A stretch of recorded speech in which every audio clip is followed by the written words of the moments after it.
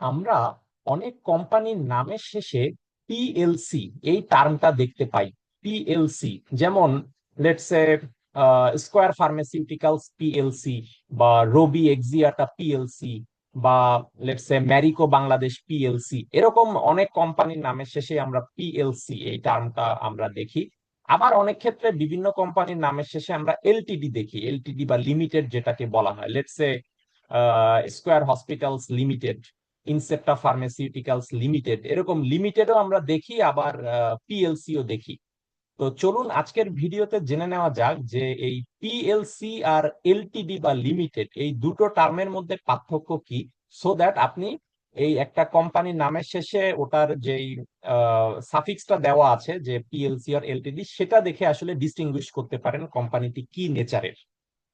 আচ্ছা, তো পিএলসি মানে হচ্ছে পাবলিক লিমিটেড কোম্পানি। পিএলসি এটার একটা অ্যাক্রোনিম যেটার ইলাবোরেশন হচ্ছে পাবলিক লিমিটেড কোম্পানি। তো নাম শুনেই বোঝা যাচ্ছে যে পাবলিক লিমিটেড কোম্পানি তার মানে পাবলিক, তার মানে এটা হচ্ছে listed on the stock exchange. যেমন আমি যদি বলি যে স্কয়ার ফার্মাসিউটিক্যালস পিএলসি, তো যেহেতু এটা পিএলসি অর্থাৎ পাবলিক লিমিটেড কোম্পানি, তার মানে হচ্ছে এটা listed in Dhaka stock exchange. তো যেহেতু পাবলিক তার মানে এটা পাবলিকলি লিস্টেড, তার মানে কি এটা পাবলিক মানে হচ্ছে এটা পাবলিকলি ট্রেডেড। কোথায় ট্রেড হয়? স্টক এক্সচেঞ্জে, ঢাকা স্টক মার্কেট বা চট্টগ্রাম স্টক মার্কেটে এটা পাবলিকলি ট্রেড হয়, অর্থাৎ ওপেন টু অল ইনভেস্টরস। এটা ইন জেনারেল রিটেল ইনভেস্টররা বা ইন জেনারেল পাবলিক এটা শেয়ার ট্রেড করতে পারে। এবং এই কোম্পানি স্টক এক্সচেঞ্জ থেকে, পাবলিক থেকে টাকা নিয়ে তারা ব্যবসা করে, এবং ওই ব্যবসায় যে লাভ হয় ওই লাভের একটা অংশ ডিভিডেন্ড হিসেবে তারা আবার ওই পাবলিককে ফেরত দেয়। অর্থাৎ পাবলিকলি ট্রেড হয়, পাবলিক থেকে আমি টাকা নিচ্ছি, সেই টাকার লভ্যাংশ পাবলিকলি দিচ্ছি, ইত্যাদি ইত্যাদি। সো এটা হচ্ছে পাবলিক লিমিটেড কোম্পানি। তার মানে পিএলসি লেখা দেখলেই বুঝবেন এটা পাবলিকলি ট্রেডেড হয়। কোথায় ট্রেড হয়? স্টক এক্সচেঞ্জে, ঢাকা বা চট্টগ্রাম স্টক এক্সচেঞ্জে।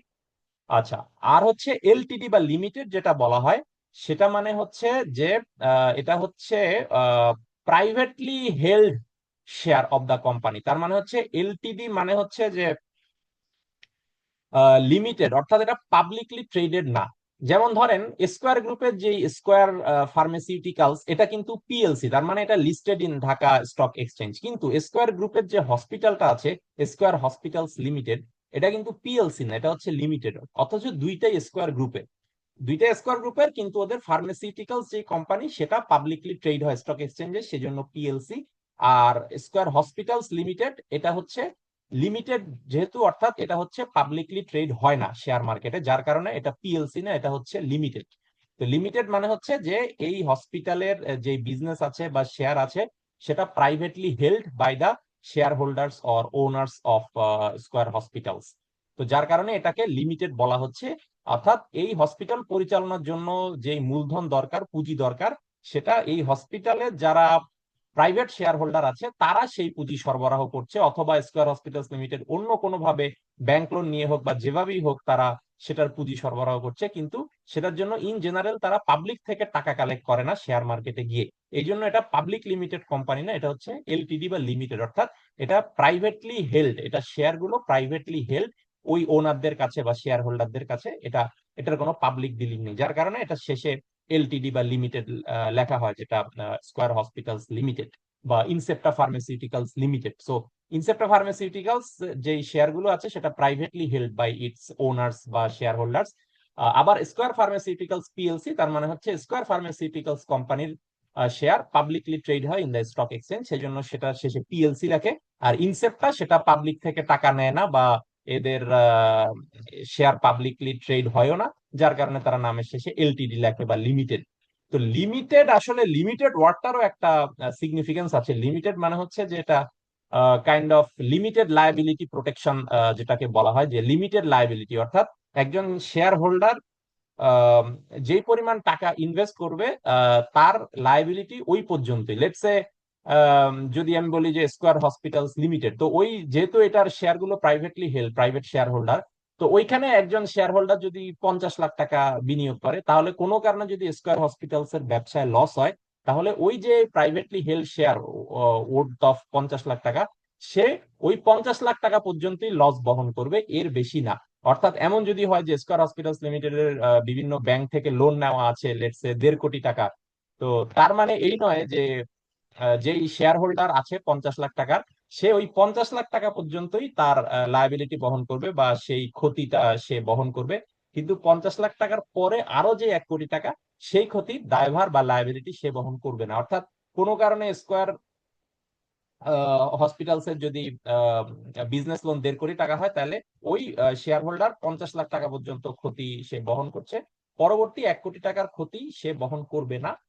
অর্থাৎ বিষয়টা এমন না যে পরবর্তী 1 কোটি টাকা রিয়েলাইজ করার জন্য ব্যাংক তখন ওই প্রাইভেট শেয়ার হোল্ডারের বাসা ক্রোক করে ফেলবে বা তাদের গাড়ি বা জমি সিজ করে ফেলবে বা কনফিসকেট করে ফেলবে, বিষয়টা ওরকম না।